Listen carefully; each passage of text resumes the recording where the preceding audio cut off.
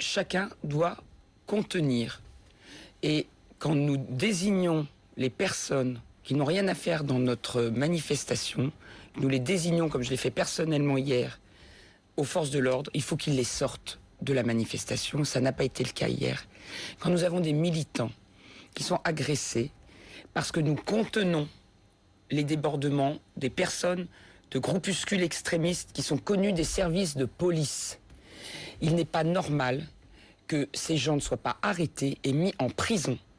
Je voudrais que les gens skinheads qui ont agressé à des barguets et que je condamne absolument, parce qu'il ne faut pas que ce soit des homos qui soient les victimes les premières de la résistance du gouvernement par rapport à la demande populaire. Écoutez, que ces gens qui sont aujourd'hui arrêtés restent en prison le temps qu'on trouve une solution dans ce débat démocratique. C'est un principe de précaution démocratique. Que les forces de l'ordre fassent leur travail, nous faisons le nôtre dans notre service d'ordre. Je voudrais saluer Hervé Mariton depuis l'Assemblée nationale qui est donc avec nous. Bonsoir monsieur le député, merci d'être en direct depuis le Palais Bourbon. Je le disais, les discussions se poursuivent ce soir. Vous avez peut-être entendu Manuel Valls à l'instant, Hervé Mariton. En gros, il dit peut-être que dans l'opposition et peut-être qu'à la manif pour tous, le mouvement vous échappe un petit peu. Vous lui répondez quoi ? Je réponds que fondamentalement, le mouvement est un mouvement de conviction, paisible, non violent, joyeux. J'étais à la manif ce soir qui s'est parfaitement bien déroulée. Ensuite, dans un mouvement qui rassemble tant de monde, il peut y avoir des gens qui viennent provoquer. D'où viennent-ils? Je n'en sais rien. Mais il y a un vrai sujet. Il faut que le ministre de l'Intérieur, comme l'a très bien dit Brigitte Bardot, s'en occupe convenablement.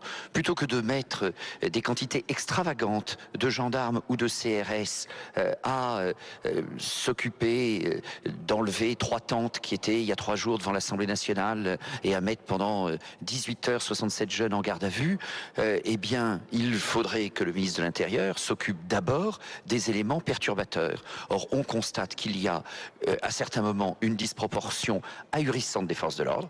Je n'ai pas pu vous rejoindre d'une part parce que nous sommes en débat, d'autre part parce que comme l'Assemblée est en état de siège, aucun véhicule ne peut en approcher et je n'ai pas pu aller vers vous. Et on a donc d'un côté des forces extravagantes employées là où il n'y a pas de difficultés majeures et de danger, et de l'autre côté une incapacité du ministre de l'Intérieur à envoyer ses troupes là où c'est nécessaire et à gérer. On a un problème de liaison avec vous, Hervé Mariton. Il y a l'image qui saute un petit peu. On a compris l'essentiel de votre premier message. David Assouline, que répondez-vous à Hervé Mariton qui dit qu'il y a une disproportion de moyens utilisés pour encadrer ces manifestations? Et pas pour arrêter les extrémistes fascistes. Écoutez, franchement, c'est pas très sérieux. Bah si. On peut... vous allez essayer juste de respecter les cadres démocratiques. Je vous ai écouté parler, monsieur Mariton, très tranquillement, et maintenant, je vais essayer de vous répondre. C'est pas très sérieux parce que on peut pas continuer à jouer double jeu comme ça sans arrêt. Parce que madame Bardot a parlé de monsieur Hollande veut du sang, il aura du sang. Elle le regrette maintenant. De sa part. Et elle nous dit que maintenant... c'est en fait la résistance à garder cette loi qui a un processus démocratique normal, elle est discutée à l'Assemblée nationale, qui serait la cause des choses. Bien Ensuite, sûr. on nous dit que l'Assemblée nationale est en état de siège à cause des forces de l'ordre. Monsieur Mariton est sérieux? Vendredi dernier, c'était la tentative de prendre le Sénat d'assaut. Et on va laisser l'Assemblée nationale, le Sénat, sans protection. Monsieur Assouline, excusez-moi, c'est pas la manif pour tous qui a appelé à prendre le Sénat d'assaut. Je veux dire les choses très clairement. Bien entendu... C'est 10 extrémistes. Attendez. Ah non, bien ça suffit. entendu, il y a des extrémistes. Le problème, c'est que les responsables du mouvement, comme madame Bardot, ont employé des termes si durs que certains se sont sentis autorisés. Je vais vous dire ce qui est fondamental là-dedans. C'est que quand on dénie le droit au Parlement, au Sénat et à l'Assemblée de légiférer sur cette question, on dit quoi? Quand on dit c'est illégitime, on dit aux autres, puisque ce n'est pas légitime le cadre démocratique, eh bien vous êtes autorisés à passer outre les cadres démocratiques. Et quand on tabasse, quand on menace de mort 2 députés socialistes aujourd'hui, quand je reçois, mais je ne suis pas le seul, des menaces aussi, des violences dans les propos... Je voudrais que Brigitte Bardot vous réponde là-dessus, sur ce contexte, David Assouline. Et on va vous entendre tout de suite, Caroline Mécari. À l'Assemblée, quand même, l'UMP a dit aujourd'hui on assassine des enfants. Monsieur Wauquiez, à la dernière manifestation, disait on gaze les enfants. Ce sont des responsables politiques qui encouragent cette violence. Vous entendez ce que dit David Assouline? Est-ce que vous avez la sensation d'encourager ce contexte? Pas du tout. Écoutez, je vais vous dire, quand au Sénat, un vote aussi important se fait à main levée avec des sénateurs absents. Écoutez, monsieur... Ils n'ont pas demandé le scrutin public, mais enfin... Vous leur avez demandé pourquoi ils ne l'ont pas demandé? Moi aussi, je peux vous répondre, même si je n'ai pas de mandat représentatif. Non, mais il n'y a pas de problème. Je représente des millions de Français, monsieur, aujourd'hui, qui n'ont pas la parole. Ah bon, ils ont voté pour vous? Non, ils n'ont pas besoin. Ils n'ont pas besoin de voter dans la République. Non, ils n'ont pas besoin aujourd'hui parce que de toute façon, leurs représentants, comme vous venez de leur dire, ne sont pas forcément les bons représentants sur ce sujet-là. Ah bon? Justement, excusez-moi, je vous coupe un instant, mais il y a un message qui va pleinement dans le sens de ce que vous dites. C'est ça que vous dites. Yann Galu qui tweet ce soir, quand on regarde dans le détail, il n'y a que 20 députés UMP présents pour combattre ce texte qui met la civilisation en danger, dit-il évidemment avec ironie. Attendez, juste Caroline. Moi, je n'ai pas dit un mot. Oui, mais attendez, je vous laisse la parole. Vous allez avoir la parole, Caroline. Je réponds. Certes, ce n'est pas normal que ça n'ait pas été demandé, mais il faut dire aussi que le président Bayle est allé très vite et qu'il ne s'attendait pas à ce que ça passe comme ça. Deuxièmement, quand déjà nous voyons pour nous, ce qui est effectivement un coup d'État législatif, on rajoute celui... Nouveau, ça. Écoutez, on marche sur la tête. Non. Le Parlement qui légifère, c'est des coups d'État. Non, c'est pas légiférer. C'est pas ceux qui prennent d'assaut dans la rue. Non, certainement pas. On prend pas d'assaut, monsieur. Arrêtez, regardez. Que les médias montrent, mais c'était pas pris d'assaut. C'est les gens de Civitas qui sont allés hurler. On n'était plus là depuis longtemps. Chaque fois qu'on a dispersé, monsieur. Chaque fois qu'on disperse, on s'en va. On va écouter Caroline Mécari qui vous écoute avec attention depuis le début de cette conversation. Oui, écoutez, je crois vraiment qu'on marche sur la tête. En fait, vous n'allez pas commencer à m'interrompre parce que ça va pas le faire. Donc, je dis très clairement qu'on marche sur la tête. Voilà maintenant pratiquement 8 mois que l'on voit descendre petit à petit dans la rue des gens qui manifestent contre le fait que d'autres gens puissent avoir des droits.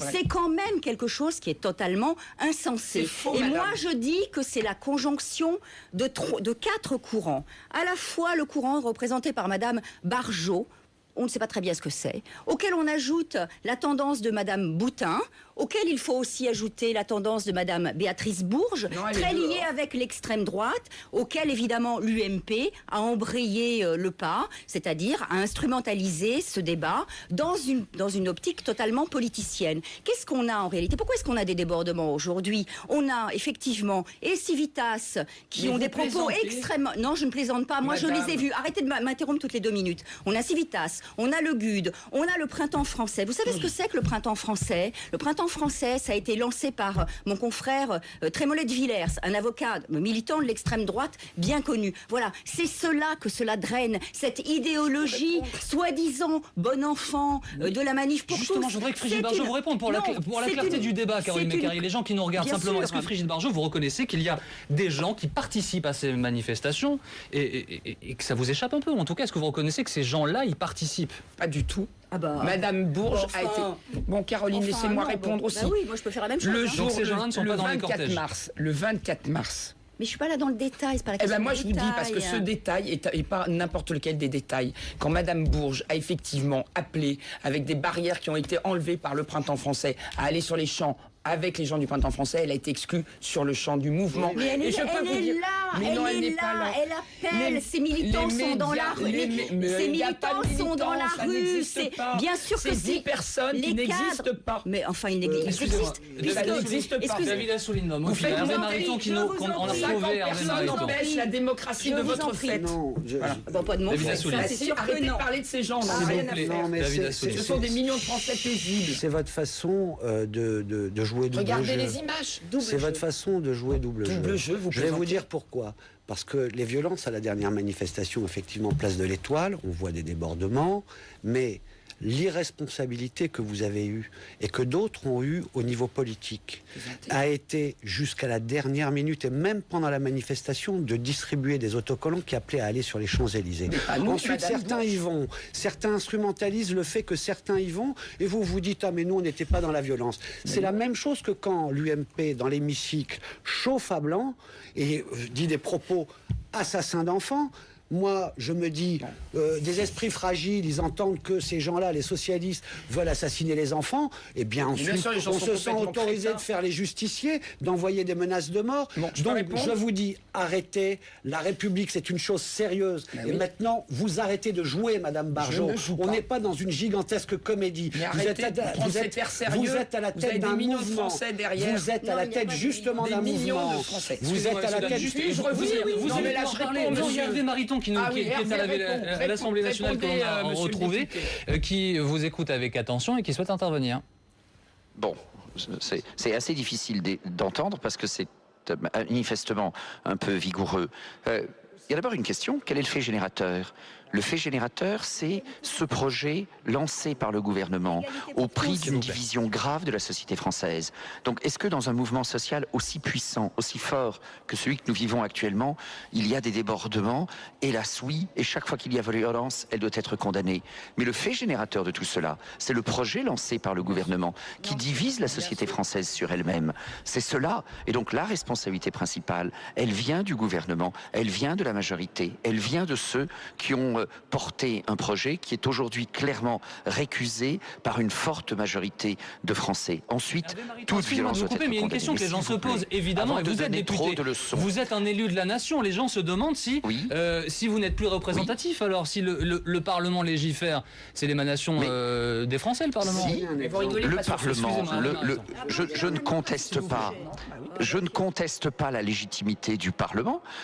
Évidemment, je suis député. Je dis simplement qu'il y aura bien sûr un vote mardi, mais qu'en même temps, il est important de tenir compte d'un mouvement social puissant. Il est important de tenir compte de l'état de l'opinion. Surtout qu'au départ, la majorité du gouvernement pensait que tout ça passerait comme une lettre à la poste. Manifestement, ça n'est pas le cas.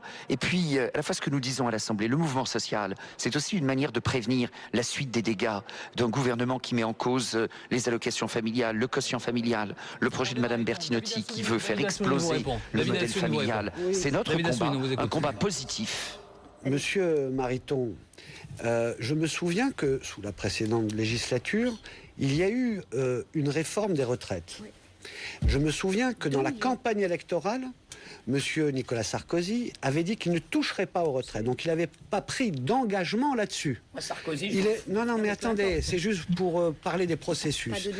Là, l'engagement de François Hollande était devant les Français. Nicolas Sarkozy, lui, avait dit qu'il ne toucherait pas. Il n'a pas engagé de négociations sociales, il y a touché, il y a eu des manifestations avec des millions de travailleurs, il n'y a pas eu de violence, et quand ça a été voté, eh bien nous avons acté que même si les choses avaient été brutalisées, pas de négociations sociales, pas d'engagement, l'urgence déclarée sur la loi, toute chose qu'on n'a pas fait. Ça fait 6 mois qu'on débat, il n'y a aucune urgence, il y a eu les navettes. Et à l'époque, tout le monde a accepté le suffrage de l'Assemblée nationale et du Sénat. Ça, c'est la République et la démocratie. Vous dites que parce que la loi, vous la contestez, elle est illégitime, eh bien, vous pensez même que la gauche au pouvoir, c'est illégitime, Monsieur Mariton.